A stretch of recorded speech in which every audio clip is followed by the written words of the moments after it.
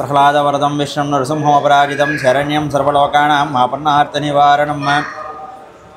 కోనసీమ జిల్లాలోని సగ్నేటిపల్లి మండలంలోని అంతర్వేది పుణ్యక్షేత్రంలో స్వామివారు కృతయుగంలో వెలిశారండి. ఇక్కడ కృతయుగంలో వశిష్ఠ మహర్షి సంతానాన్ని అంతటిని రక్త విలోచన రాక్షసుడు సంహరిస్తుంటే వశిష్ఠ మహర్షి ప్రార్థనపూర్వకంగా స్వామివారు ఇక్కడ ప్రత్యక్షమై రాక్షసుడు సంహారానంతరం రాక్షస సంహారం చేసేసిన తర్వాత అంతర్ధానం అవుతూ ఏం కావాలో కోరుకోమని వశిష్ఠ మహర్షిని అడిగారండి. వశిష్ఠ మహర్షి తాను ప్రతినిత్యం అర్చన చేసుకునే విధంగా శిలారూపంలో శాంత స్వరూపంగా కావాలని చెప్పి వశిష్ఠ మహర్షి తూర్పు నుంచి ప్రార్థిస్తే స్వామివారికి వశిష్ఠ మహర్షికి ఎదురుకుండా ఇక్కడ వెలిశారండి స్వయంభూంగా.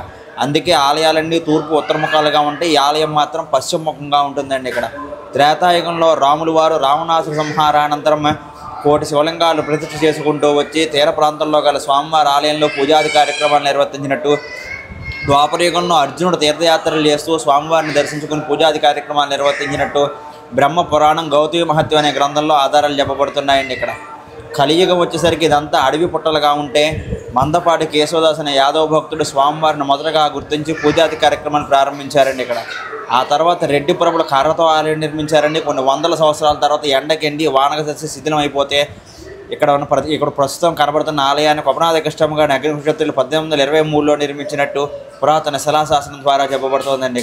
ఇక్కడ ప్రత్యేకత ఏంటంటే స్వామివారికి నిజరూపానికి ప్రతిరోజు అభిషేకం జరుగుతుందండి. అభిషేకం జరగడం గల కారణం ఏంటంటే ఇక్కడ ఉత్తరంగా నవకాలం అనే కాలం ఉందండి. అక్కడ జాలర్లు చేపల కోసం వల వేసుకుంటే తన వృత్తికి సంబంధించినవి ఏమీ రాకుండా కూర్మ అవతారంలో ఉన్న ఒక శిలచ్చు పడుతుందంటండి. ఉదయం నుంచి సాయంత్రం వరకు తన వృత్తికి సంబంధించినవి ఏమీ పడకుండా అదే పడుతుందని చెప్పి విసిగి చెంది నేలనేసి కొట్టారంటండి. అప్పుడు ఆ శిలముడు అమితంగా రక్తం కారం ప్రారంభించిందండి. శిలేమిడి రక్తం కారం వేటించి మైకం గమ్ము పడిపోతే స్వామివారి మాటలు వినపడుతున్నట్టుగా స్వామివారి పాదాల దగ్గర ఉంచితే స్వామివారు శాంతంగా ఉంటారు, ప్రతిరోజు అభిషేకాలు జరుగుతాయి, భక్తులు తరిస్తారనే మాట వినపడిందండి. అప్పటి నుంచి స్వామివారి పాదాల దగ్గర కూర్మ అవతారం ఉంటుందండి. ప్రతిరోజు ఉదయం స్వామివారి నిజరూప దర్శనం టైంలో అది చూపిస్తారు, ఆ తర్వాత అలంకారం చేస్తారు. అందుకే స్వామివారికి ప్రతిరోజు అభిషేకం జరుగుతుందండి. ప్రతిరోజు ఉదయం 10 గంటల సుదర్శన నారసింహ హోమం జరుగుతుందండి. ఇక్కడ ఏంటంటే సుదర్శన పెరుమాళ్ళు 16 బాహువులు 16 ఆయుధాలు అంటే 16 ఆయుధాలు 16 చేతులతోటి ఎక్కడ ప్రపంచంలో ఎక్కడ లేని విధంగా పురాతన సుదర్శన పెరుమాళ్ళ విగ్రహం ఉంటుందండి. ఆ విగ్రహానికి ప్రతిరోజు ఉదయం 10 గంటల సుదర్శన నారసింహ హోమం జరుగుతుందండి.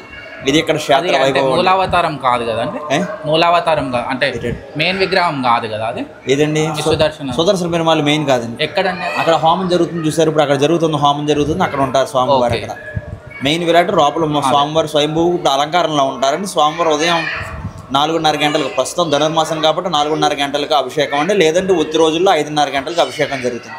ఆ టైంలో స్వామివారు నిజరూప దర్శనం కనబడుతుంది. ఓకే. మాఘమాసంలో స్వామివారి కళ్యాణోత్సవాలు ఘనంగా జరుగుతాయండి. ఇక్కడ రథసప్తమి రోజు ఏమో స్వామివారిని పెళ్లికొడుకుని చేయడంలో స్టార్ట్ అవుతుంది.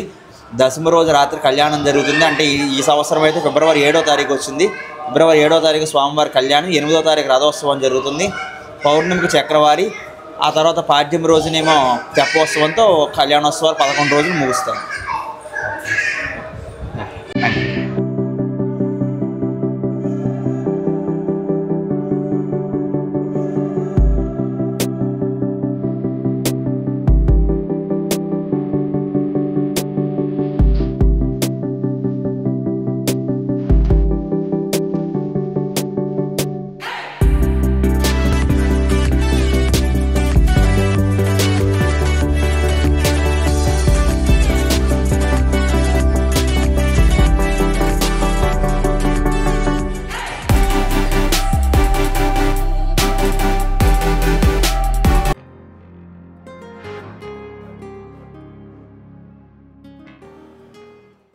రామరాజు లంక అంటే సామాన్యమైనది కాదు. అలనాడు రాముడు పాలించినటువంటి లంక లాంటిది అన్నమాట ఇది.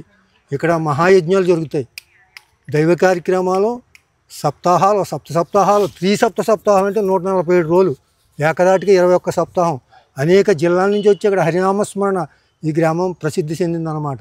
భద్రాచలం తర్వాత హరినామస్మరణకి, ఇంకా భద్రాచలం ఏదైనా పండగలకే ఉంటుంది, ఇక్కడ అలా కాదు, నిత్యం హరినామస్మరణ జరుగుతూనే ఉంటుంది రామరాజు. అంత పవిత్రమైంది ఈ గ్రామం. తర్వాత వ్యవసాయ రీత్యా అందరూ కూడా కష్టపడతారు.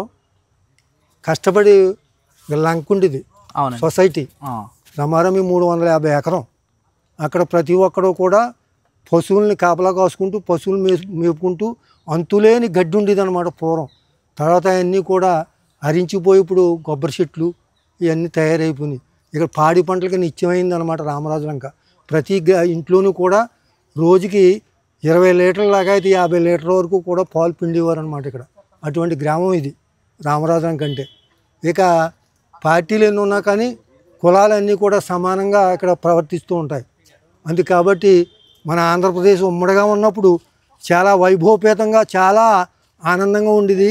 ఏరు పడకముందే కొంతమంది మా ఆంధ్ర వాళ్ళు తెలంగాణకు ఏదైనా చిన్న వ్యాపారాలు రీచ్ వెళ్తే, పోండ్రా మీరు ఆంధ్ర వాళ్ళు, అసలు ఇక్కడ మీకు పని ఏంటని ఎక్కువగా దెబ్బలాటలు కూడా జరిగినాయి. నేను కామారెడ్డిలో మాకు కొబ్బరి వ్యాపారం ఉండేది.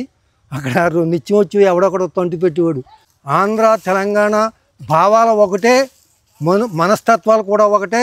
ఎప్పటికైనా మనమంతా ఒక్కటే అనే భావంతో చూడండి. ఇతర దేశం వాళ్ళు మన దేశం మీద దండయాత్ర చేసినప్పుడు మనమంతా ఎలాగైతే ఏకమైపోతామో అదే రీతిగా మన ఆంధ్ర వాళ్ళు తెలంగాణ వాళ్ళు కూడా సోదర భావంతో మెలుగుతున్నారు. చాలా సంతోషదాయకం. ఇక పంటలు అంటారా, ఇక్కడ అలా పెడితే అలా ఫలించేద్ది అనమాట. ఇదిగో ఎక్కడి నుంచో వచ్చి పాపం చలికి తట్టుకుని వాళ్ళు పొట్ట కోసం ఇక్కడికి వచ్చి తెల్లవారుజామున వచ్చి ఇక్కడ పాడి పంటల కోసం ఇక్కడ శ్రమించి ఉంటారన్నమాట.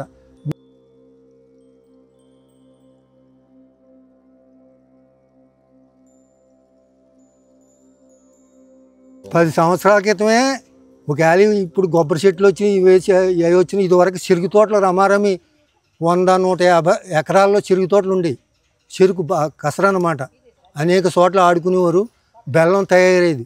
అదే బెల్లం కట్ట అప్పుడు 70 రూపాయలు ఉంటే ఇప్పుడు 3000కి బెల్లం కట్ట ఉంది. అప్పుడు 70 రూపాయలు 40 రూపాయల కాడి నుంచి ఉండేది. ఇప్పుడు అదే బెల్లం కట్ట 3000. ఆ రసం బెల్లం తయారవ్వాలంటే అది ఈ రేట్లు ఎక్కువైపోవటంలో, కూలోళ్ళు దగ్గరగా లేకపోవటంలో, వాళ్ళకి డబ్బులు సమర్థించలేకపోవటంలో ఈ కసర చేయటం చాలా కష్టమని మానేశారు అనమాట.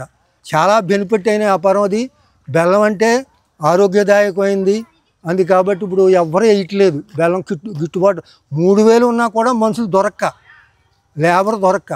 అందుకు కాబట్టి అంతా కూడా వ్యవసాయాలు చేసుకుంటున్నారు. పాడి పంటలన్నీ బాగానే ఉన్నాయి. గ్రామం అంతా సుభిక్షంగానే ఉంది. మాకు అందుబాటులో ఇక్కడ అంతర్వేది నరసింహస్వామి ఉంటాం, తర్వాత నదులు ఉంటాం. ఇవన్నీ కూడా మాకు పుణ్యదాయకం ఇక్కడ పుడతాం. అందుకు కాబట్టి మీరు కూడా చూడాలని కాంక్షతో ఎక్కడో తెలంగాణ నుంచి, అనేక జిల్లాల నుంచి, అనేక రాష్ట్రాల నుంచి మా ఏరియాకు వస్తారు. రేపు వచ్చే సంక్రాంతికి తండోపతండాలుగా తరలి వచ్చేస్తారు ఇక్కడికి. ఇక్కడే 1 కిలోమీటర్లో ఇక్కడ విపరీతంగా రోజుకి 500-600 పందాలు జరుగుతాయి. మీ తెలంగాణలో అంతా 100కి 15 మంది 20 మంది ఇక్కడే ఉంటారు కదా. డబ్బులు తెచ్చుకుని మనం అమెరికా వెళ్ళి ఎలా ఖర్చు పెట్టుకోవాలనుకున్నారో సంక్రాంతి టైంలో ఇక్కడికి వచ్చి అలా ఖర్చు పెట్టుకుంటారు అన్నమాట. పేకాట, తాగుడు, తినటం, కోడి పందాలు, పకోడీలు ఇవన్నీ. అయితే ఏంటంటే కొంతమంది లేనటువంటి వాళ్ళు లేకుండానే ఉన్నారు, ఉన్నవాడు ఉన్నట్టు ఉన్నాడు. 10,000 కోట్లు సంపాదించినోడికి అదే రోజు, 10 రూపాయలు సంపాదించిన వాడికి అదే రోజు. ఆ 10,000 కోట్లు సంపాదించాలనుకున్నవాడు సంపాదించిన వాడికి ఎక్స్ట్రా 100 రోజులు ఉండవు, 100 ఏళ్ళు ఉండవు. ఆడిది సమానం. అందుకే మానవ జన్మ అరుదుగా వచ్చిన పాప కనుముడై పోనేలా అన్నాడు షిరిడి సాయిబాబా. అందుకు మానవ జన్మ అరుదుగా వస్తుంది. 84 లక్షల జీవరాశుల్లో ఉత్తమోత్తమైంది మానవ జన్మ. మంచి చేస్తే లేదంటే గొడ్డు కంటే హీనం అన్నమాట. అందుకు కాబట్టి మానవ జన్మ 2 రోజులు మొహం కొట్టుకోకపోతే పక్క నుంచోనే నువ్వు. అనిత్యమైంది ఈ శరీరం. అయినా శరీరం కూడా నీటిలో పడవ ఆవల ఒడ్డుకి వెళ్ళాలంటే పడవ కూడా బిజ్జాలు లేకుండా ఉండాలి, ఆవల ఒడ్డుకి చేరాలంటే. అలా శరీరం మనం పోయే టైం వరకు కూడా మనం కాపాడాలంటే శరీరం కూడా బాగోవాలి. అది కాబట్టి మానవ జన్మ అరుదుగా వస్తుంది. అన్ని జన్మల కంటే ఉత్తమోత్తమైంది మానవ జన్మ. ఇది అందరూ గ్రహించాలి. మానవ జన్మ గురించి తెలుసుకోవాలి. ఎదుటి మనిషికి సాయం చేయటం కోసమే మన శరీరం నుండి ప్రతి అవయవానికి ఒక ప్రాముఖ్యత ఉన్నది. హరినామస్మరణ చేయటానికి చేతులు, ఎక్కడైతే హరినామస్మరణ జరుగుతుందో అక్కడ వెళ్ళటానికి కాళ్ళు, మంచి మాట్లాడటానికి నోరు, మంచి మాటలు వినటానికి చెవులు.